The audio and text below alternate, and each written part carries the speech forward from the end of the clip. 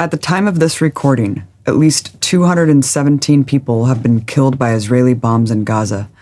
63 of them were children, the vast majority non-combatants. Israel has leveled residential buildings, towers housing international media outlets, all the roads leading to Gaza's trauma hospital, a Doctors Without Borders hospital, and refugee camps. In the al-Shati refugee camp massacre on May 15th, they killed 7 members of the same family huddled in their home. And in one single air raid on May 16th, they killed 42 civilians, including 10 children. Every single one of these civilian dead, Israel claims were human shields. So there's nothing to condemn. It's not their fault. It's the fault of Hamas. Nothing to answer for, no pressure to stop, no accountability. We're just supposed to take their word for it.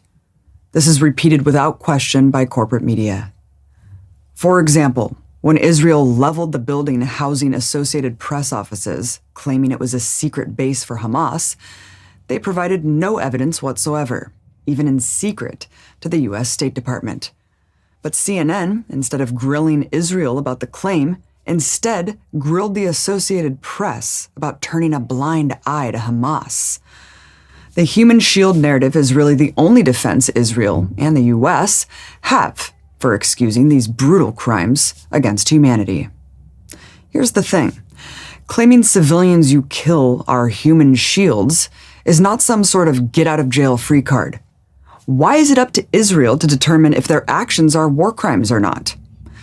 I'm going to give you 5 points that completely evaporate Israel's human shield defense and explain why it must be something to answer for in an international criminal court. Point 1. Israel provides no evidence that there are human shields. So far, the best they can do is share these photoshopped images. See, the building is red. That means Hamas is there. You know, for all of Israel's sophisticated surveillance technology with eyes over every single inch of Gaza, you'd think that they'd be able to produce more than cartoons and doctored graphics. In fact, the only proof they have provided so far are fake videos of Hamas rockets in residential areas. On May 15th, the IDF published a video of an Israeli training operation using a Hamas decoy, but claimed it was an actual Hamas missile launcher near civilians. In another lie, Netanyahu's spokesman tweeted a video claiming it was Hamas firing rockets next to an apartment building. Turns out this was a video from 2018 in Syria. So where's the actual evidence? If they cannot provide any, their claims must be investigated and brought to a trial. Even if there was evidence that Israel was hitting legitimate military targets, it still is illegal to kill such an outrageous amount of civilians. And you can't legally blow up a hospital, even if there are militants nearby. Either way, Israel should not be allowed to be above the law. Point 2. We shouldn't take Israel's claims of human shields at face value, because they have an extensive history of lying about it. I think the most irrefutable example are their killings at Gaza's Great March of Return, which we documented in our film, Gaza Fights for Freedom. At this Great March, Israeli snipers directly targeted and killed 183 unarmed demonstrators, including 35 innocent children at these protests, journalists marked press, medics performing medical aid, a man in a wheelchair, and so many more. But Israel said they were all human shields, so it was all legitimate. Here's where they really exposed themselves. According to international law, human shield applies to civilians as collateral damage when you're targeting military forces in combat. But at the Great March protests, there were no militants, nobody shooting at Israelis, nobody with weapons, no targets remotely connected to military operations. So if all of those children, medics, journalists, and disabled people were human shields, who were they shielding? Even when they killed celebrated female medic Razan al-Najjar, they released a propaganda video saying she was a human shield. But shielding what? Under no circumstances would killing that many civilians at an unarmed protest, with the defense that they were human shields for non-existent military targets, hold up for a second in a war crimes tribunal. Today, Israel relies on the fog of war to make this claim seem possible. But just 2 years ago, Israel showed an irrefutable pattern of lying about human shields, and now they have zero credibility.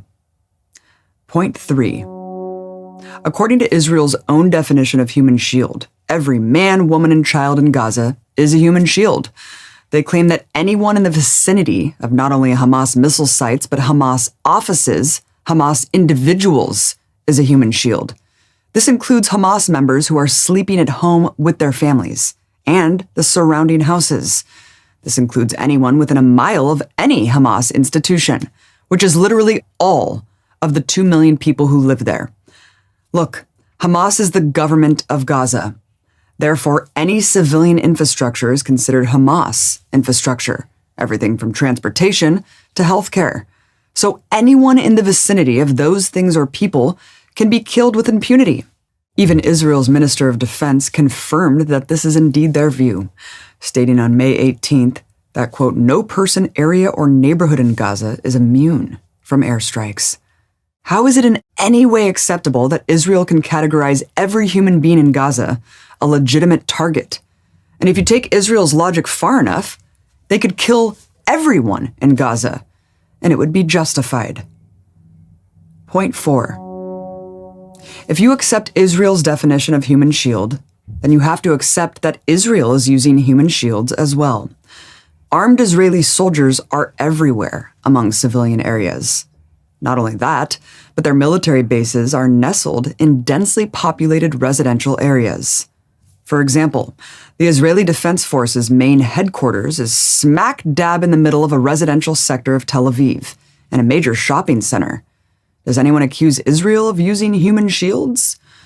In another example, the Israeli army broadcasts from a residential apartment tower with antennas on the roof. If Hamas leveled that building, does anyone doubt it would be deemed a war crime? What we have here is a double standard. Israel wants the human shield defense for them to be any civilian they kill. But for any civilian killed by Hamas, it's a war crime. You know, the purpose of international laws of war is to create a standard that's applied to all sides equally. But Israel and the United States have a different view, that the rules only apply to their enemies. Point 5. If everyone in Gaza is a legitimate human shield, that's only because of Israel's own design. This is a situation of Israel's own making. Israel drew the borders, and Israel refuses to let anyone leave. To leave Gaza, you must get approval from the Israeli government, and the government will almost always say no. So what are people supposed to do who want to remove themselves from the carnage? They have literally nowhere to run and nowhere to hide. Israel has made Gaza, in every sense of the term, an open-air prison. They trap 2 million civilians in this tiny strip of land. Then they bomb their neighborhoods and say, well, they shouldn't have been there. The mountain of civilian dead has to be looked at through the perspective of the Israeli blockade and the inability of anyone to escape. Resistance forces in Gaza have nowhere else to go to. Gaza's self-defense capabilities are confined to this heavily populated area. And Israel has intentionally made Gaza unlivable. The only way Gaza is able to exert pressure on Israel is by firing rockets. If they peacefully protest their conditions, they're massacred just the same.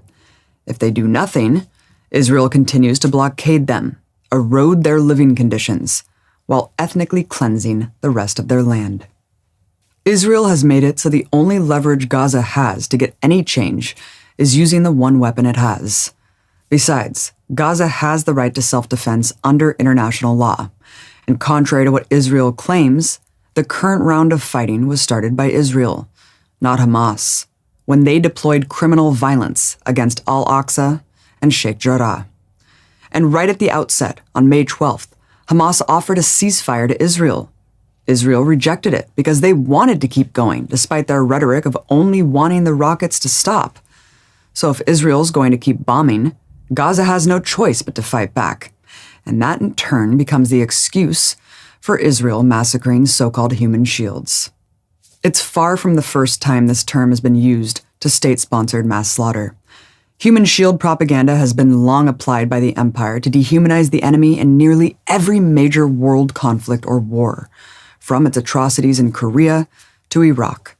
And it always serves the same purpose: to dehumanize entire populations, giving the perpetrators a free pass to act with total disregard for civilian life.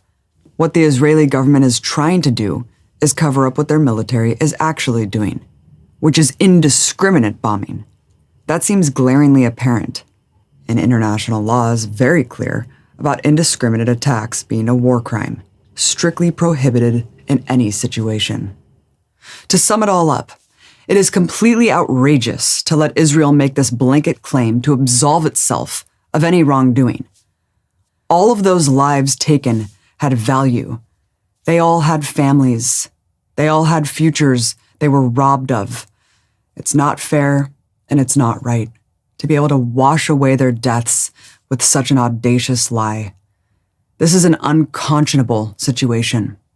What everyone should agree on is that if an army, especially a colonizing power attacking a population it occupies and completely controls, is going to kill such an outrageous number of civilians, they shouldn't be their own judge and jury. This is what war crimes tribunals are for, and that is exactly what Israel needs to face.